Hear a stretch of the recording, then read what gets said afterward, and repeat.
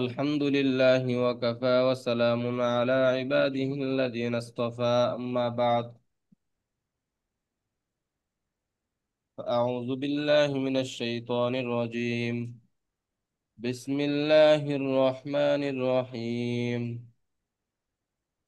فلولا نفر من كل فرقة منهم طائفة ليتفقهوا في الدين ولينذروا قومهم إذا رجعوا إليهم لعلهم يحذرون قال النبي صلى الله عليه وسلم من أفتى الناس بغير علم كان إثمه على من أفتاه أو كما قال عليه الصلاة والسلام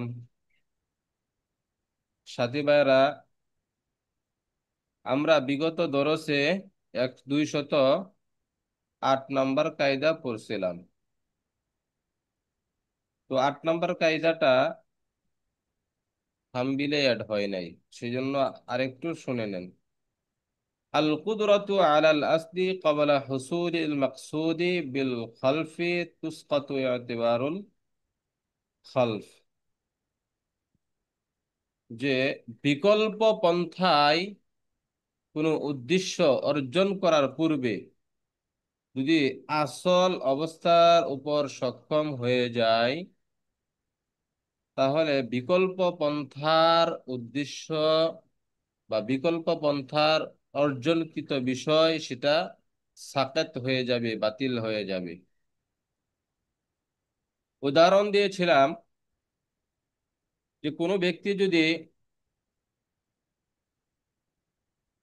অজুর পরিবর্তে তায়াম্মুম করে, অজুর বিকল্প পন্থা কি তায়াম্মুম, তায়াম্মুম করলো অসুস্থতার কারণে, পানি আছে কিন্তু অসুস্থতা, অনেক অসুস্থ, যদি পানি ব্যবহার করে তাহলে সে কি হবে, অনেক সমস্যায় পড়ে যাবে।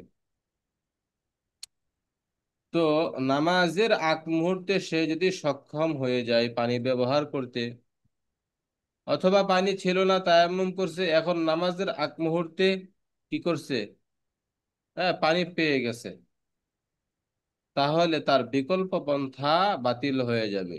অর্থাৎ তায়াম্মুম কি হয়ে যাবে, বাতিল হয়ে যাবে। আর পানির উপর যেহেতু সক্ষম, এই জন্য পানি ব্যবহার করে, ব্যবহার করে নামাজ আদায় করতে হবে। বুঝে আসছে? 209 নম্বর কায়দা। قد يثبت الشيء تبعا وحكما وإن كان قد يبطل قصدا। যে কখনো কখনো কোনো জিনিস অনুগামী হিসাবে বা বিধানগত ভাবে সাব্যস্ত হয়। কিভাবে? একটু পিছনে ঠেলা যাও। ওয়াইন কানা ক্বাদ ইয়াবতুলু কসদান, যদিও সেটা ইচ্ছাকৃত ভাবেই, মূলত যেটা অথচ সেটা কি ইচ্ছাকৃত ভাবেই সেটা কি বাতিল, অর্থাৎ এটা হাকিকতানি বাতিল। যেমন তুমি একটা গাভী বিক্রি করছো, হুম, এখন এই গাভীর ভিতরে বাচ্চা আছে।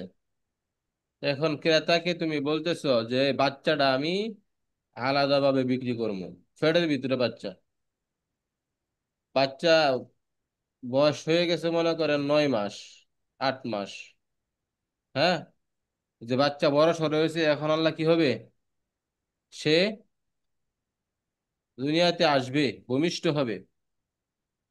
তো এই বাচ্চাটাকে আমি আলাদাভাবে বিক্রি করবো, ফ্যাটের মাঝে থাকা অবস্থায় সে কি করতেছে, বলতেছে, বিক্রেতা ক্রেতাকে বলতেছে বাচ্চার দাম 10,000 আর গাভীর দাম 50,000, এই 60,000 টাকা। কিন্তু এরকম সুরতে হাকিকতান এরকম বিক্রয় সহি আছে? সহি নাই, সেটা বাতিল। এটা অনুগামী হিসাবে এবং বিধানগতভাবে সেটা কি হয়ে যাবে, এই গাভীর সাথে সাব্যস্ত হয়ে যাবে। যেমন ভাবে আপনি বাজারে গেছেন তালা কিনতে, এখন তালা কিনছেন, দোকানদার যদি চাবি না দেয় তাহলে কি করবেন, এই তালা দোকানদারের কপালে ছুঁড়ে মারবেন, ধুৎ বেটা, তোর কাছ থেকে আমি তালা কিনছি, তুই যদি চাবি না দিস তাহলে আমি খুলবো কিভাবে? তাহলে চাবির দাম আলাদা নয়। চাবির সাথে এই আহ, তালার সাথে চাবি কি থাকে? সংযুক্ত থাকে। তালা কিনলেই চাবি এমনিতেই দিতে হয়। এটা নিয়ম, এটা একটা বিধান।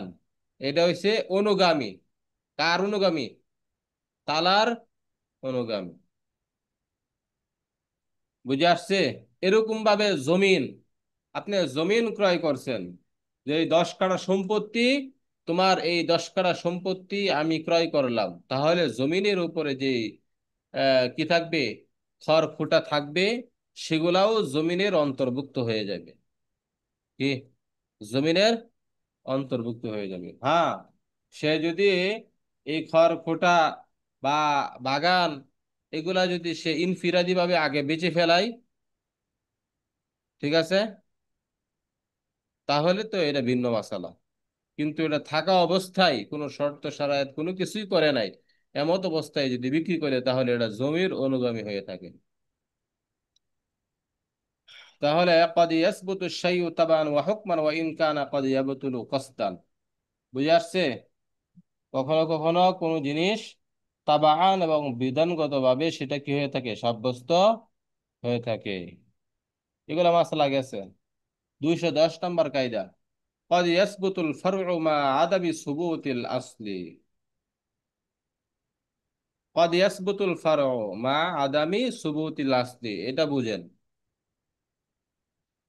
যে অনেক সময় আসল সাব্যস্ত না হওয়া সত্ত্বেও ফরা সাব্যস্ত হয়ে যায়। কি? আসল সাব্যস্ত না হওয়া সত্ত্বেও ফরা কি হয়ে যায়, সাব্যস্ত হয়ে যায়। কিভাবে? মনে করেন হাসনাইনে 10 লাখ টাকা ঋণ করছে। কার কাছ থেকে? মাহতাবের কাছ থেকে। যে ভাই, আমাকে 10 লাখ টাকা দাও। এখন মাহতাব বলতেছে, তোমাকে 10 লাখ টাকা আমি কিভাবে দিব? না না, তোমাকে দিব না। এখন সে আমার কাছে আসলো, আয়সা বলতেছে যে আপনি একটু বলে দেন 10 লাখ টাকার জন্য। তখন আমি বললাম যে ঠিক আছে, আমি জিম্মাদারি নিলাম, এই 10 লাখ টাকা তুমি তাকে দাও। দেখেন কতটা বুঝেন। এখন সে 10 লাখ টাকা দিল। দেওয়ার পর তো মাহতাবে কি করলো, হাসনাইনের কাছে 10 লাখ টাকা সময় মতো চাইলো। সেও স্বীকার করলো, কি করলো, যে আমি 10 লাখ টাকা নিয়ে নাই। এখন সে আমার কাছে আসলো, আর আমি বলে ফেললাম কি এদিক দিয়া, যে তুমি তো আমার কাছে 10 লাখ টাকা পাও, অর্থাৎ আমার জিম্মাদারিতে। আর এমন সময় সে হাসনাইনের কাছে বলল, তোমার কাছে 10 লাখ টাকা পাই, দাও, সেও স্বীকার করলো। তখন এ আমি তো কি, আমি হইলাম ফরা, আর হাসনাইন হলো আসল। তাহলে আমরা কায়দা কি? আমাদের কায়দা হলো কদ ইয়াসবুতুল ফারউ মা আদামি সুবুতিল আসলি। আসল সাব্যস্ত না হওয়া সত্ত্বেও কখনো ফরা সাব্যস্ত হয়ে যায়। এই মুহূর্তে আমি যেহেতু স্বীকার করলাম আমি জিম্মাদারি, তাহলে আমার উপর টাকা দেওয়া আবশ্যক হয়ে যাবে। কি? আমার উপর, মানে আসলের কোনো খবর নাই, ফরার খবর। কি? ফরা, জিম্মাদারি ব্যক্তি, সে তো ফরা, জিম্মাদারি ব্যক্তি সে স্বীকার করছে কি, আমার জিম্মাদারিতে 10 লক্ষ টাকা তুমি পাও। আর আসলের কাছে গেছে, গিয়া বলতেছে তোমার কাছে 10 লক্ষ টাকা পাই, সে অস্বীকার করলো। তা আমি যেহেতু স্বীকার করলাম, এই স্বীকারোক্তির কারণে টাকাটা ভর্তুকি আমারই দিতে হবে। এটাই বলছে। অনেক সময় কখনো কখনো কি আসল সাব্যস্ত না হওয়া সত্ত্বেও ফরা সাব্যস্ত হয়ে যায়। ওই জিম্মাদারি, সে স্বীকারোক্তি করছে 10 লাখ জিম্মাদারিতে আমার কাছে টাকা পাও, আর আসলে কি বলছে, না, তোমার কাছে টাকা নেই নাই। তাহলে জিম্মাদারির উপর টাকা দেওয়া আবশ্যক না? জিম্মাদারি কি, আসল না ফরা? ফরা। হ্যাঁ, এখন যদি জিম্মাদারি ব্যক্তি আসলের কাছে গিয়া বলে, এই মিয়া, তুমি ওর কাছে টাকা নিছে, তুমি টাকা দাও না কেন লাগি, এখন যদি সাক্ষী সে অস্বীকার করতেছে, বুঝেন নাই? আজকের মানুষ তো ঠিকঠাক না, টাকা নিয়ে অস্বীকার করে। এই জন্য টাকা কাউকে দিবেন, টাকা আল কর্জু কি, কি জানি কো, আল কর্জু মিকরাজুল মোহাব্বাত। যে একমাত্র এই যে টাকা লেনদেন ধারের মাধ্যমে মহব্বত কি হয়ে যায়, নষ্ট হয়, ছিন্ন হয়, বিচ্ছিন্ন হয়। এই জন্য টাকা পয়সা হিসাব করে কি করবেন, দিবেন। মহব্বত করেন অনেক, কিন্তু টাকার কারণে মহব্বত, সারা জীবনের মহব্বত 1 মিনিটে শেষ। কেন? এই টাকাই মহব্বত কি করে, নষ্ট করে। এই টাকা মহব্বত জোড়া দেয়, তো নষ্ট করে বেশি।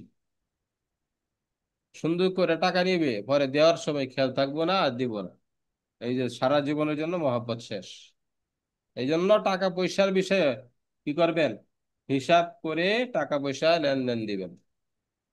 তো যেটা বলতেছিলাম, যে এখন যদি আমি জিম্মাদারিকে বলি যে তোমার কাছ থেকে টাকা নেছি, তুমি টাকা দেওয়া না, গেলে সে অস্বীকার করে, আর আমি যদি কি করি, সাক্ষ্য প্রমাণ দেই, তাহলে সেটা মানা আবশ্যক এবং তার উপর এটা আদায় করা আবশ্যক। তো বলতেছিলাম যে কখনো কখনো আসল সাব্যস্ত হওয়ার আগেই খরা কি হয়ে যায়, সাব্যস্ত হয়ে যায়। বুঝে আসছে কায়দা?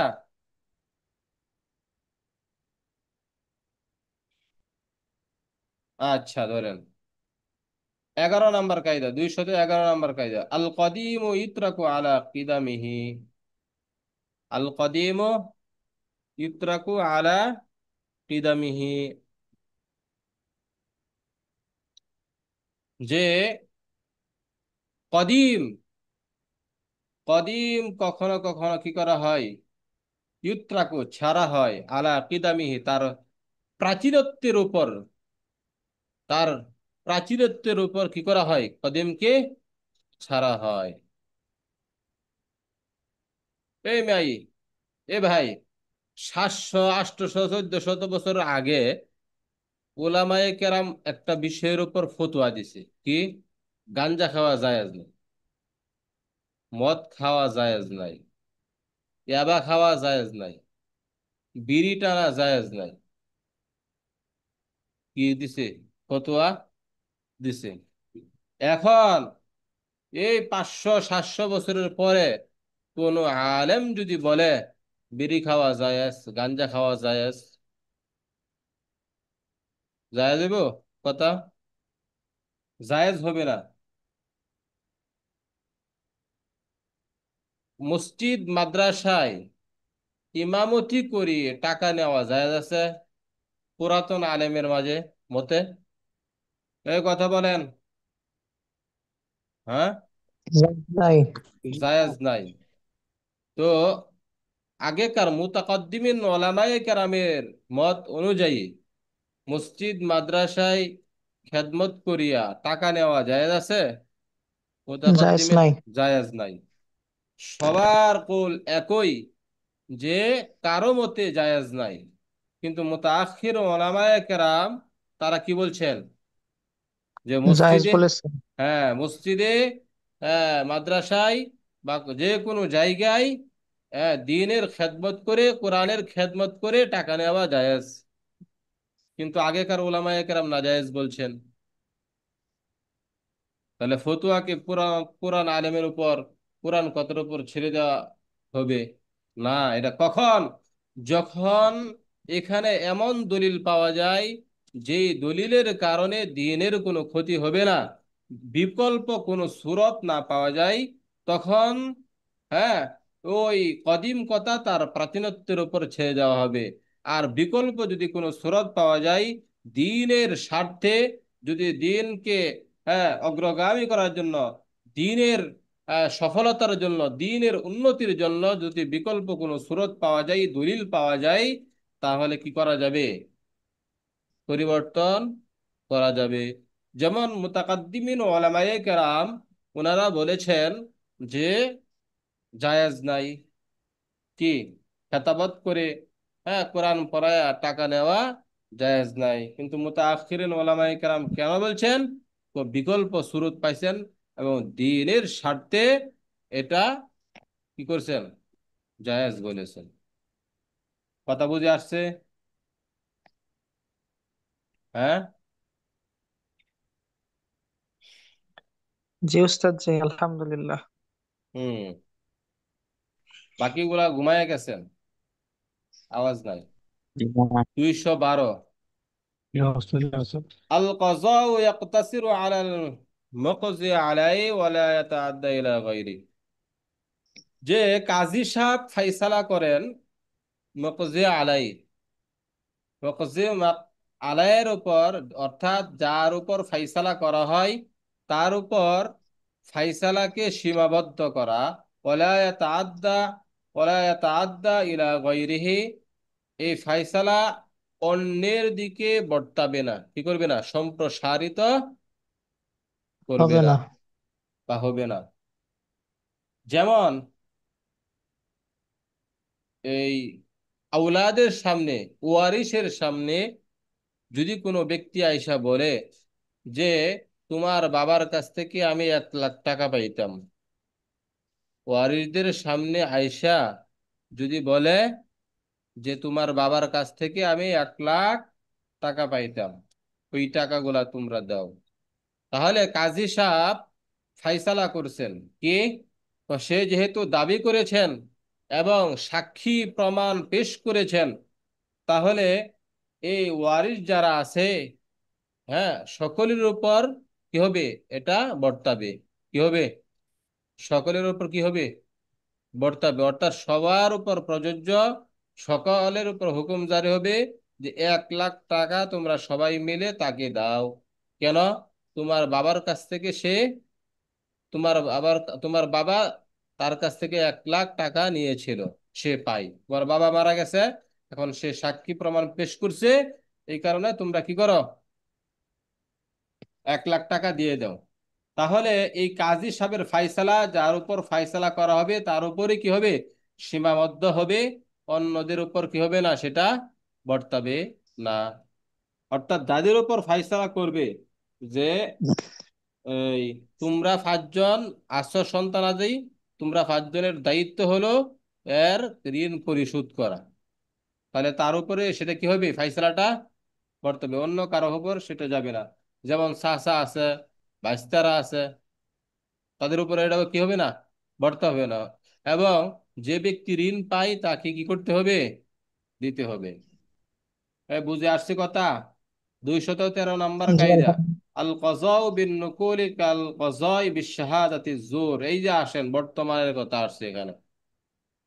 আজকে আমাদের দেশের মধ্যে দেখা যায় যে কোনো ধরনের কোনো ঝগড়া হইলে, মারছে একজনে, অপরাধ করে আওয়ামী লীগ, দোষ দিয়ে বিএনপি রে, হ্যাঁ, জামাত রে দোষ দেয়, বাড়ি ফুরাই আওয়ামী লীগে, দোষ দেয় জামাত রে, হ্যাঁ, অমুক জায়গায় কি করছে, জামাতে আগুন লাগাই দিছে, অমুক গাড়িতে জামাতে আগুন লাগাই দিছে, অথচ আগুন লাগাইছে কে, আওয়ামী লীগ। তারা মানুষকে মাইরা আরেকজনের দোষ দেয়, বাড়ি ফুইরা আরেকজনের দোষ দেয়, আবার যায় মামলা করে, কি করে, মামলা করে। এই যে কথা আছে আল কাযাউ বিন নুকুলি, যে কাজী সাহেব যে নকলের মাধ্যমে ফায়সালা করা, সেটা মিথ্যা সাক্ষ্যের মাধ্যমে ফায়সালা করার নেই। নকল কাকে বলা হয়? নকল হইল যে কাজী সাহেব বাদী বিবাদীকে বলছে, কি বলছে, যে তুমি কসম করো। হুম। এখন সে মিথ্যা কথা বলে কি করছে, সে স্বীকৃতি দিছে, আর এর উপর ফাইসালা করছে। আচ্ছা বলেন, আপনি বাড়ি ফুরাইছেন, বাড়ি পুরায়া এখন আরেকজনের নামে দোষ দিচ্ছেন, এখন গিয়া বলতেছেন সে আমার বাড়ি পুরাইছে, অথচ নিজে বাড়ি পুরাইছে, এবং সাক্ষী, মিথ্যা সাক্ষীও প্রমাণ করছে।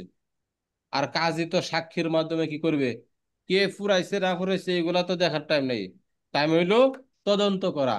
তদন্ত কইরা পাইছে কি, ও পাইছে, স্বাক্ষর পাইছে, যে এই স্বাক্ষরও বলতেছে মিথ্যা কথা, যে মূলত সে বাড়ি পড়াইছে। কে? যে বাড়ি পড়াইছে তার নাম নিয়ে আরেকজনের নাম লইছে। তাহলে সাক্ষীর কথা অনুযায়ী রায় হবে না? তো কাজী সাহেব কি করছেন? এই ওই সাক্ষী অনুযায়ী রায় দিয়ে দিল, অথচ সাক্ষীরা কি মিথ্যা সাক্ষী। কি? মিথ্যা সাক্ষী। তাহলে এমন মিথ্যা সাক্ষী অনুযায়ী ফাইসালা করা, যে হ্যাঁ, এটা আহ মিথ্যা সাক্ষীর ফাইসালার নেই। আমি আরো সুন্দর করে কথাটা স্পষ্ট করি, যে যে বাড়ি পুরাইছে সে গিয়া মামলা করছে, আওয়ামী লীগ গিয়া মামলা করছে জামাতের ব্যাপারে, যে জামাতে আমার বাড়ি পুরাইয়া দিছে। অথচ বাড়ি পুরাইছে কে? আওয়ামী লীগে। এখন কাজী সাহেব কি করছে? বিচার করবে যে তোমার বাড়ি, তুমি তার বাড়ি পুরাইছো, আর যে মামলা করছে সে সাক্ষী পেশ করছে। ঠিক আছে? এখন সাক্ষী অনুযায়ী ফাইসালা হবে না? হুম? সাক্ষী অনুযায়ী ফাইসালা হবে। তো কাজী সাহেব সাক্ষী অনুযায়ী ফাইসালা করে দিয়েছে। কে? তো জামাতের ব্যাপারে কি করছে? ফাইসালা করছে যে তাকে 10 বছরের কারাদণ্ডী করা হয়। অথচ এই সাক্ষীরা কি ছিল? মিথ্যা সাক্ষী ছিল। যে এরকম যদি মিথ্যা সাক্ষ্যর মাধ্যমে ফাইসালা করে, আর যদি সাক্ষী মিথ্যা হোক আর সত্য হোক, কাজী সাহেব কি করবে? সাক্ষী অনুযায়ী কি করবে? ফাইসালা করবে। সাক্ষী অনুযায়ী ফাইসালা করবে। এখন কাজী সাহেব তো আর এটা জানে না যে সাক্ষীরা মিথ্যাবাদী। এটা জানে? যদি জানতো তাহলে কি সে কখনো রায় দিত? আমরা এলাকার মাঝে অনেক সময় দেখি না, মারছে একজনে, হ্যাঁ, আর একজনের নামে মামলা করছে। ঠিক আছে না? দূর চাপায় দিচ্ছে আরেকজনের নামে, অথচ সে মারছে, কিন্তু সাক্ষী ঠিক পেশ করছে। তো এই ক্ষেত্রে সাক্ষী মিথ্যা, কিন্তু কাজী সাহেব তদন্ত কইরা পাইছে যে এই সাক্ষীদেরকে পাইছে, গিয়া তদন্ত করছে কারা মারছে। এখন যারা সাক্ষী দিছে তারাও মিথ্যা কথা বলছে। তাহলে সাক্ষীদের কথা অনুযায়ী কি হবে? ফায়সালা হবে। তো এমন সাক্ষ্য, যেই সাক্ষ্যটা মূলত কি? মিথ্যা। আর এই মিথ্যা সাক্ষ্যের উপর ফায়সালা করা, এটা কেমন জানি মিথ্যা স্বাক্ষর নেই ফায়সালা, কিন্তু ফাইসালা হয়ে যাবে। তবে হ্যাঁ, পরবর্তী সময়ে যদি জানতে পারে যে আসলে কি হয়েছিল, এই সাক্ষী দ্বয় যারা সাক্ষী দিয়েছিল তাদের কথাটা কি ছিল? বিপরীত ছিল, মিথ্যা ছিল। তারপর কি করবে? এটাকে দোহরাইবে। কি করবে? আদালত কি করবে?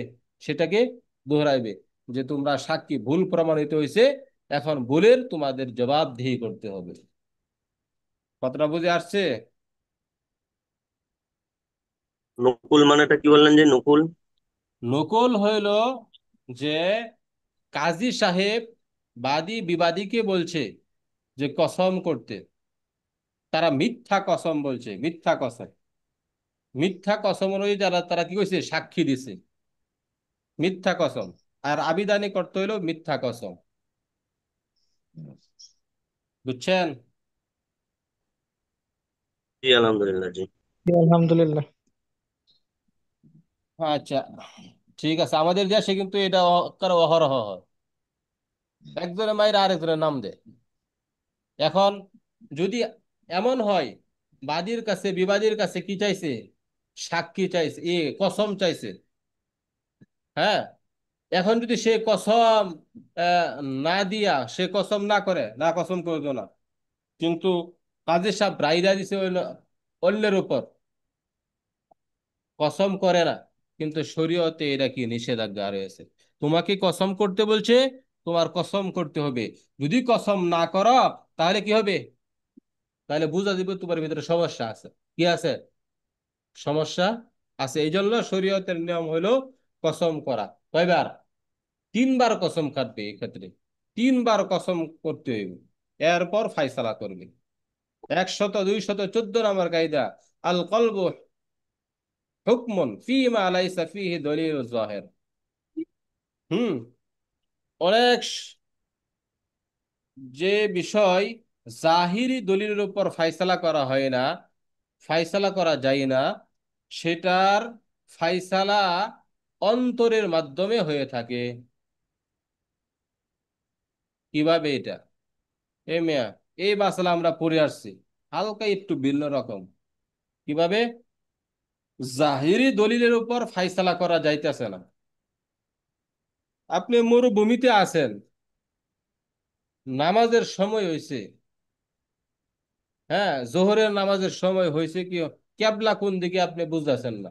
কি কেবলা কোন দিকে বুঝতেছেন না, এমন এক জায়গায় আছেন কোন দিকে কেবলা জানেন না। এখন এমন কোনো লোকও নাই, লোক থাকলে জাহিরি দলিল তো হয়ে যাইতো, এই লোকে প্রমাণ জাহিরি দলিল, যে এই লোক স্থানীয় লোক, সে জানে কেবলা কোন দিকে। এখন এমন কোনো আলামত সূর্য দিকেও বলতে পারতেছি না যে কেবলা কোন দিকে। এই জাহিরি দলিল যদি না থাকে, তখন তার এই ফায়সালা হবে তার অন্তরের ফায়সালা অনুযায়ী, কলবের ফায়সালা অনুযায়ী, বুঝছেন? যে কলব কি করবে? হ্যাঁ, চিন্তা করবে, তাফাক্কুর করবে, চিন্তা করবে কোন দিকে কি হইতে পারে। হ্যাঁ, কেবলা হইতে পারে। তো কেবলা মনের প্রবল ধারণা অনুযায়ী, গালেবে জনের ভিত্তিতে কি করবে? সে ফায়সালা করবে যে এদিকে কেবলা, যে তার মন যেদিকে প্রবল ধারণা করবে, দাবিত হবে, ওই দিকে কি হবে? কেবলা হবে। যেমন মনে করেন আপনার কাছে দু তিনটা কাপড় আছে, এই তোমরা দুইজন উঠো, উঠতে বলছি উঠো, কারণ এটা ফিক কামার মধ্যে এটা, উঠতে বলছি না? এই কিতাব লিয়ে দাঁড়াও,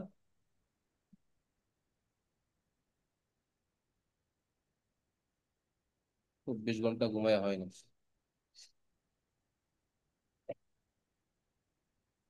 বলতেছিলাম যে আপনার কাছে দু তিনটা কাপড় আছে, এখন কোন কাপড়টা, হ্যাঁ, আপনার কাছে তিনটাই সন্দেহ, এটা কোনটা পাক কোনটা না পাক। এরকম মাসালা আসেন আপনাদের সামনে। বাড়িতে গেছেন, আপনি ঢাকা থেকে বাড়িতে গেছেন, বাড়িতে গেছেন, এখন 5 মাস পরে গেছেন, তিনটা পাঞ্জাবি রাইখে আসছিলেন। এখন এইগুলা পাঞ্জাবি কিরে ধোয়া, কিরে নাপাক আছে কি নাই, আপনার ভিতরে তিনটার ভিতরে কি সন্দেহ। বাপ মারে জিজ্ঞেস করছেন, তারাও কইতে পারে না, উম, দলিলে জাহের নাই। এই ক্ষেত্রে আপনি কি করবেন? তো এই তিন পাঞ্জাবি যে আছে, যেই পাঞ্জাবির উপর আপনার প্রবল ধারণা না যে এই পাঞ্জাবিরা হইতে পারে, এই কাপড়টা হইতে পারে পাক, তাহলে ওই কাপড় পরিধান করে আপনি কি করবেন? নামাজ আদায় করবেন। অর্থাৎ যে সমস্ত বিষয়ের ক্ষেত্রে আপনার সন্দিহান থাকবে, কি থাকবে? সন্দিহান থাকবে, আর প্রবল ধারণার ভিত্তিতে কি করবেন? ওইটার উপর ফয়সালা হবে, যখন জাহেরি দলিল না পাওয়া যাবে। এই কথা বুঝে আসছে? জি। 215 নম্বর কায়দা, আল কওলু কওলুল আমিনি মাআল ইয়ামিনি মিন গায়রি বাইয়িনাতিন। যে আমিনের কথাই কথা, আমিনের কথাই কি? আমিন মানে কি? আমানতদারি। আমিন মানে কি? আমানতদারি। আমানতদারির কথাই কথা, মাআল ইয়ামিনি মিন গায়রি বাইয়িনাতিন, ইয়ামিনের সাথে মিন গায়রি বাইয়িনাতিন, দলিল পেশ না করা সত্ত্বে। অর্থাৎ কোন ব্যক্তি যদি, এটা কি কি বলে, ওই যে ব্যক্তি আমানত দেয়, আমানতদার, হ্যাঁ, যে ব্যক্তি আমানত দেয়, আমানতদাতা, অর্থাৎ যার কাছে আমানত রাখছে, সে যদি মনে করেন আমি হাসনাইনের কাছে 5,000 টাকা রাখলাম, যে তুমি আমানত হিসাবে সেটা রাখো। এখন কিছুদিন পরে আমি গিয়া বললাম যে আমার টাকাটা ফিরিয়ে দাও। এখন সে বলতেছে টাকাটা তো চুরি হয়ে গেছে। কি হয়ে গেছে? চুরি হয়ে গেছে। আমি বললাম না না, টাকা চুরি হয়েছে না, তুমি টাকা লুকায় রাখছো। কি? টাকা লুকায় রাখছো। এখন চুরি হয়েছে, সে কোনো প্রমাণ দেখাইতে পারতেছে না। অনেক সময় আসে না, চুরি হয়েছে কেউ দেখে নাই, ঠিক আছে না? এবং তোমার নিজ হাতে তুমি টাকাটা কি করো নাই, নষ্টও করো নাই। এমন এক জায়গায় রাখছ যে কি করছে, উই পোকা খায়া লাইছে। তোমাকে টাকা রাখছে উই পোকা খাওয়ার জন্য? তো হেফাজত করার জন্য তুমি হেফাজত করছো, তাহলে নিজে ধ্বংস করছো। একটা কথা মনে রাখবেন, আমানত যদি কারো কাছে রাখা হয় আর সেটা যদি নিজ হাতে ধ্বংস করে হালাক করে দেয়, তাহলে আমানত ফিরিয়ে দেওয়া আবশ্যক। কি? আমানত ফিরিয়ে দেওয়া আবশ্যক। আর যদি সেটা অটোমেটিক ধ্বংস হয়ে যায়, কি আমা আমিনের কোনো ধরনের হাত ছাড়াই সেটা যদি ধ্বংস হয়ে যায়, তাহলে আমানত ফিরিয়ে দেওয়া আবশ্যক নয়। কি না? আমানত ফিরিয়ে দেওয়া ওয়াজিব না। তো আমিনের কথাই ধর্তব্য হবে এই আমিনের সাথে, কোনো দলিল ব্যতীত। ঠিক আছে? এখন হাস্তাইন তো কোনো দলিল পেশ করতে পারতেছে না, এখন সে কসম খাইতেছে, কি খুদার কসম আমার থেকে টাকাটা চুরি হয়ে গেছে। তাহলে কার কথা?